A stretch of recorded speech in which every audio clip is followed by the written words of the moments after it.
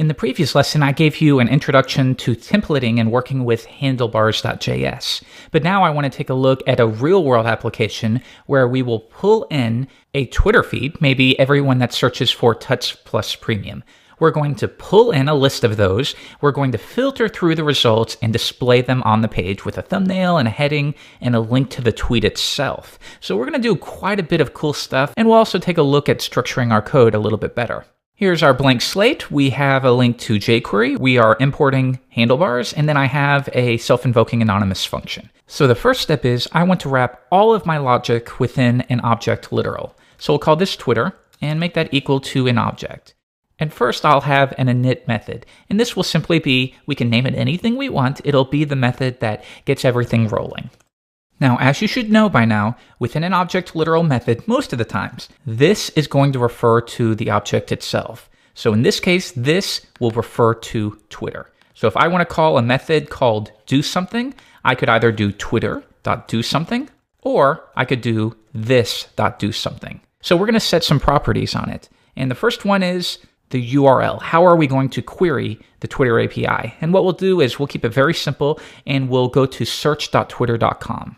If you're unfamiliar with it, if you go to search.twitter.com, you can search for anything. So if we search for Tuts Premium, it'll return all references to Tuts Premium. But instead, we can tell it to return JSON so that we can use it within our application. I'll go to search.twitter.com, and we'll append search.json. Lastly, we'll set the query, Q for query. In this case, it's bringing up a previous search, but we're going to look for Tuts Premium. So search.twitter.com/search.json, exclamation point, and then the query will be equal to Tuts Premium. If I copy that and hit return, you'll see that we get a JSON response, and this is exactly what we need.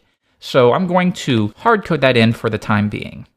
So the next step is I want to fetch that feed. And jQuery offers an AJAX method called getJSON, and we're going to have a whole chapter dedicated to AJAX. So I'm going to be a little quick on this end, but if it's still blurry, don't worry, because we have a chapter dedicated to learning about AJAX. So going with the idea that each method should be responsible for one thing, I'm going to create another method, and we'll call this fetch.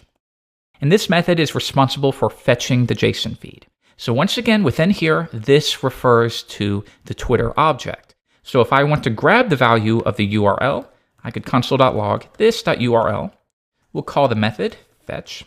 And when I view this in the browser, the fetch method will be called once I trigger twitter.init, that is. And then we will log this URL. Let's make sure it's working.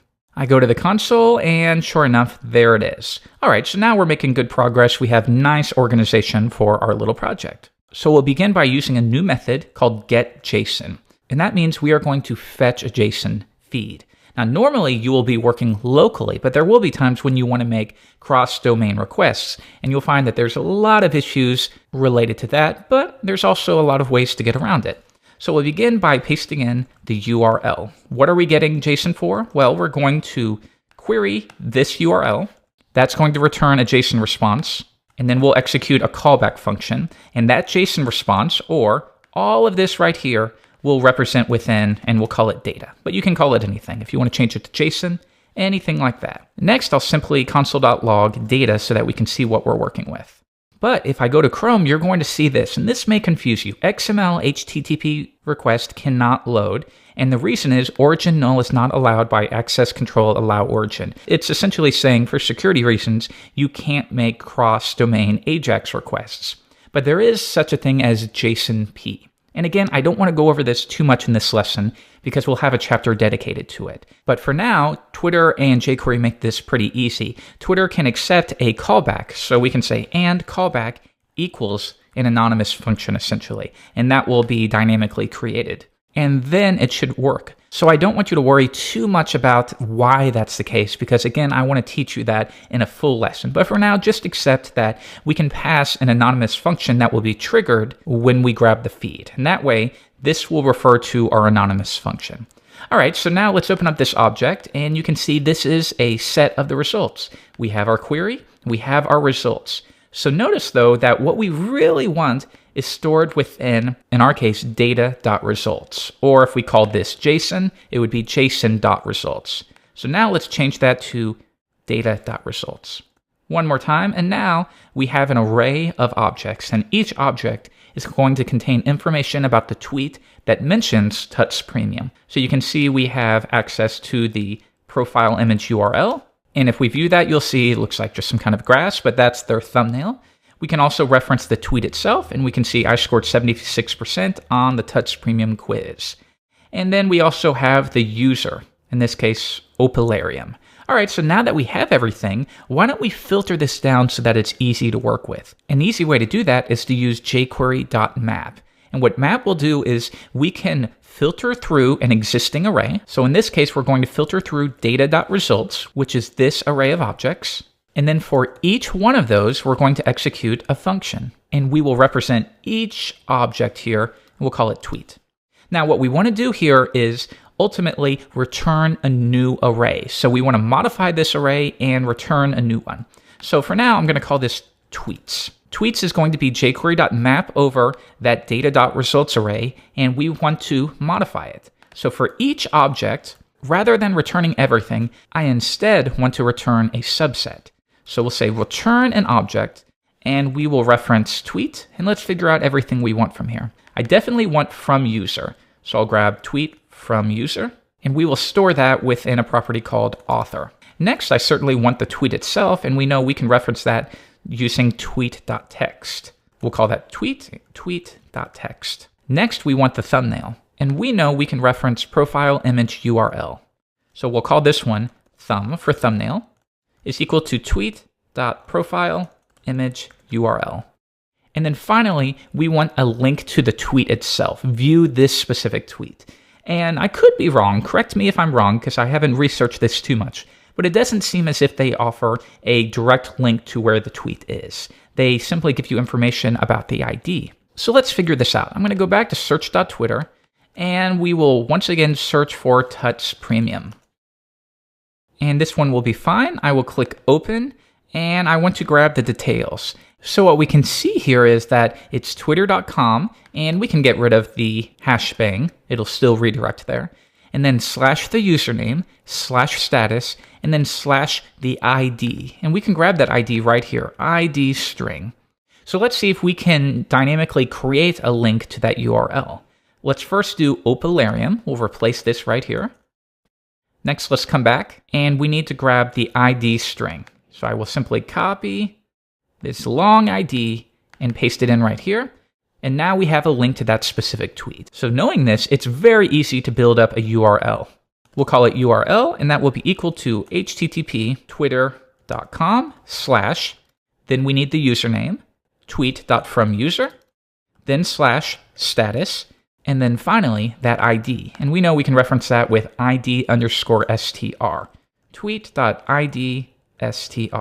And I think that's all we're going to need for this project. So we've mapped over the results, and for each item in that array, we've returned a new object. And now the results of all of those objects will be stored within a new array called tweets. So if I console.log tweets at this point, reload, you'll see that we still have an array, but now we've significantly condensed it down, and we've also added a new property called URL that links directly to the tweet.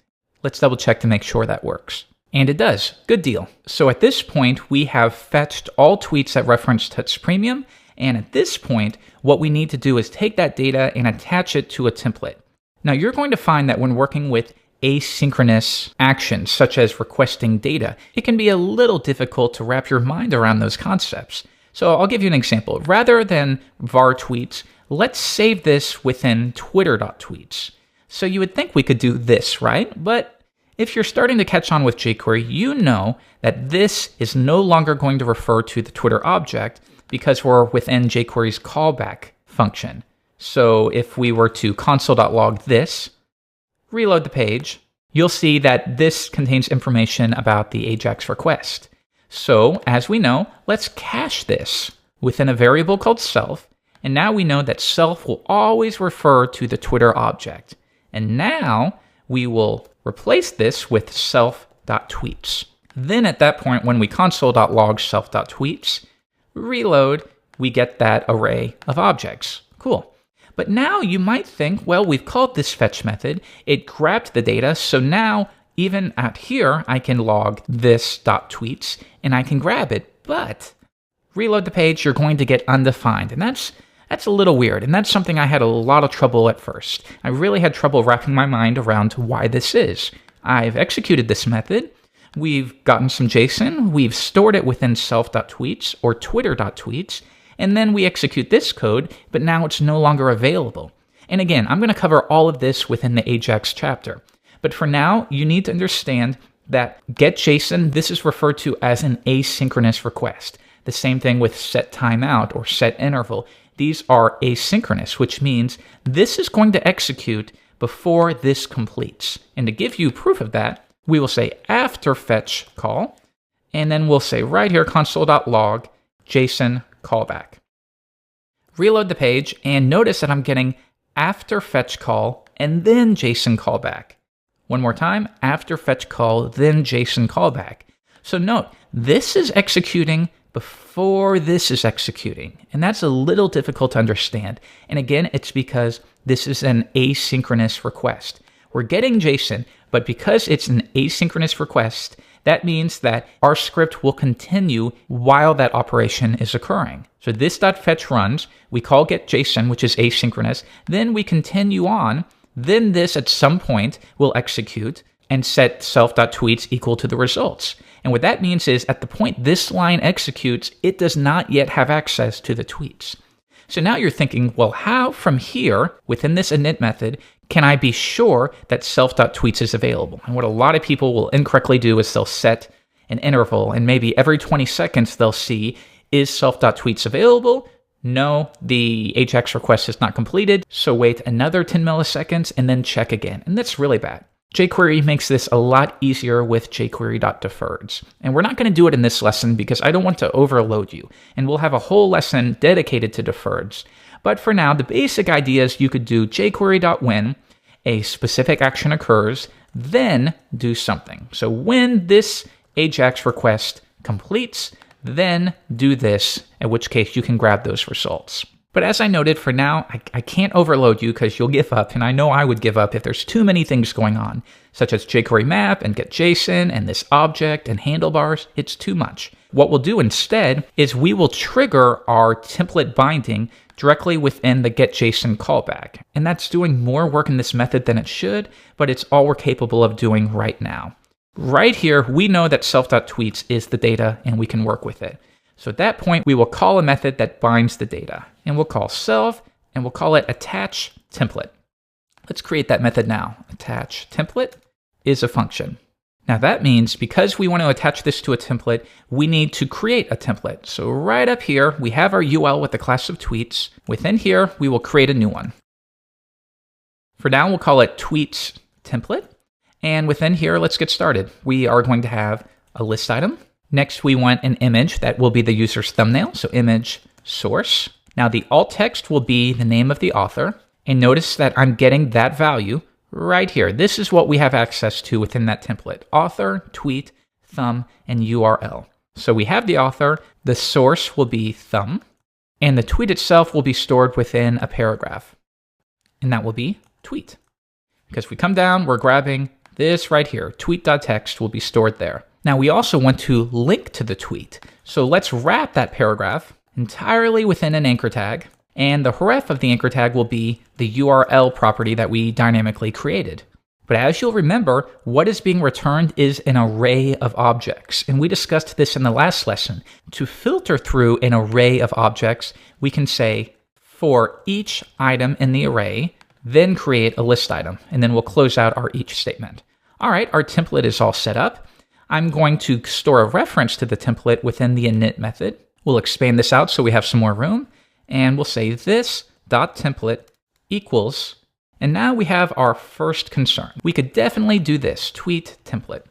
And that would be fine for small projects. That really isn't a problem. But I want you to start wrapping your mind around the idea that the more you attach your data to the DOM and the DOM structure, the more that it becomes dependent upon that structure. So you have your JavaScript. To break this code at this point, all I have to do is change the ID of this script to template, and now that will no longer work because we have this DOM access.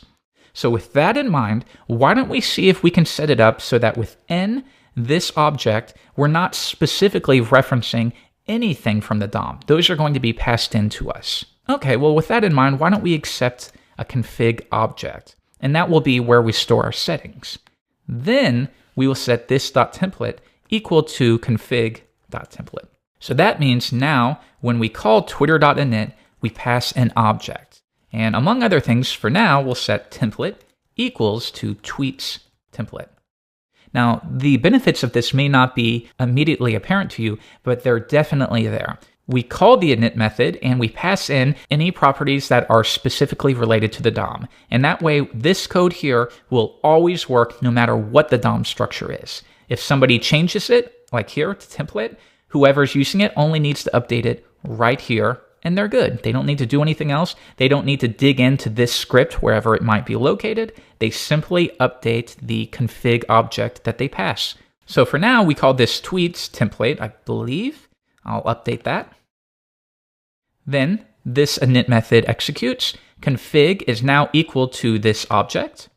And we create a new property on the object called template and make it equal to config.template. There are some other ways we could do this. We could keep the config as an object and do jQuery.extend like we learned. But for now, let's not do this. Let's make it really easy to use. And the next thing we need is a reference to the container. Where is the tweets container? And that's UL with the class of tweets. So this .container, again, we could do this, but then we're so dependent upon the DOM. Let's update it down here. Container, UL, tweets, just like that. Now we can update this, get rid of the DOM access, and do config.container. Now we're ready to bind our data to the template. And we know that when we executed the callback function for getJSON, we set a property on the object, self.tweets equal to the data. So we know that within here, we can access that by doing console.log this.tweets. Let's make sure that works. Reload the page, and sure enough, we do have access to that array of objects. All right, so now this is the perfect place to bind the data to our template. If you need help with this, you can go back to the last lesson where we discussed handlebars a little more in depth. But for now, we'll say handlebars, the new global object that was created when we imported this script, and we will compile. And if you'll remember, compile wants a reference to the HTML for our template. So right down here, we were just storing a reference to the script node. I'm going to update that to .html. Now, if I come back, we can reference this.template, which is the exact same thing as saying tweets template. Same thing, but now we're not having to hard code that in. So at this point, template is equal to a new function that we can execute, and this function will want to accept the context, which is the data that we're binding to it, which was this.tweets. So now that function is going to return the modified HTML. Let's check that out. And now you can see we have all of those where we've updated the attributes as we need. So the last step is simply to append that to the container. And we know that we set this.container. That property is equal to the UL with a class of tweets. So now I can simply say this.container.append the results of this operation. Reload the page and check it out. Pretty neat, right? So now let's do some really quick styling. At the very top within style tags, we will say the body. Let's set a width of 600 pixels on it and center it on the page. Reload. That looks better. And the next step is the UL. Let's remove those bullets. And on the list items, let's just add some breathing room at the bottom.